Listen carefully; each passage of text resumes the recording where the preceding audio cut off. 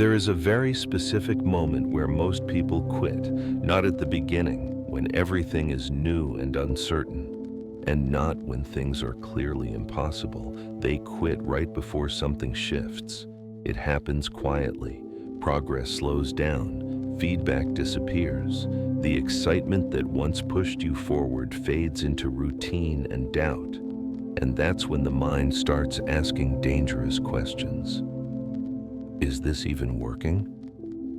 Shouldn't I be further by now? Maybe this isn't meant for me. Those questions feel logical, especially when you're tired. But logic in that moment is often just exhaustion trying to protect you from discomfort. Because the truth is this: most goals don't break through gradually. They break through suddenly. But before they do, there's almost always a long stretch where nothing seems to move. This is the part nobody prepares you for.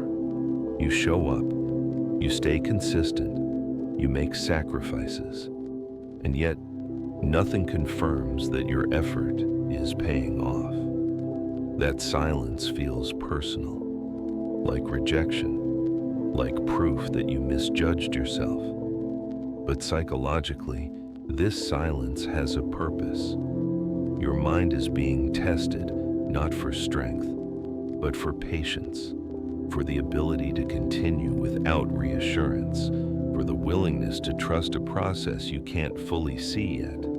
This is why perseverance feels heavier the closer you get to a breakthrough. The stakes feel higher. Quitting would hurt more. And continuing requires a kind of faith that isn't emotional. Faith in effort, faith in repetition, faith in delayed reward.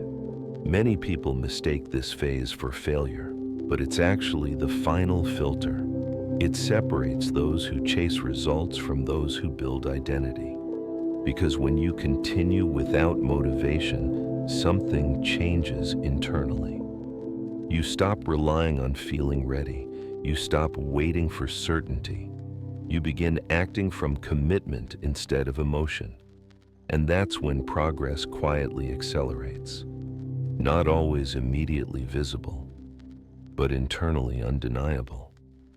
You become someone who doesn't stop just because things feel slow. Someone who doesn't collapse when results lag behind effort. Someone who understands that growth is not linear, but cumulative. And yes, there will be days where giving up feels reasonable, where stopping seems like self-respect instead of fear. But there's a difference between resting and retreating, between adjusting the pace and abandoning the path. Perseverance isn't stubbornness, it's discernment.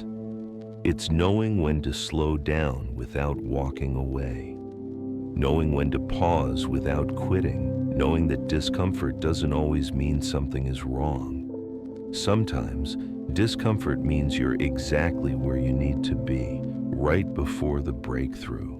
The most dangerous thought you can have at this stage is, "I'll come back to this later." Because later often never comes. Momentum is fragile, not because it disappears easily, but because doubt convinces you to let go just before it compounds. If you're listening to this and something feels familiar, take that seriously. That familiarity is not coincidence, it's recognition. You recognize this phase because you've been here before, and maybe you left too early last time. This time, you don't need to push harder. You don't need to rush. You don't need to prove anything. You need to stay. Stay with the routine. Stay with the discipline. Stay with the version of yourself that decided this mattered. Because when the breakthrough comes, it won't feel dramatic. It will feel earned. And you'll realize that the hardest part wasn't the work itself. It was trusting yourself long enough to let the work work. Don't give up now. Not because it's guaranteed to succeed, but because you won't forgive yourself if you stop when you were this close.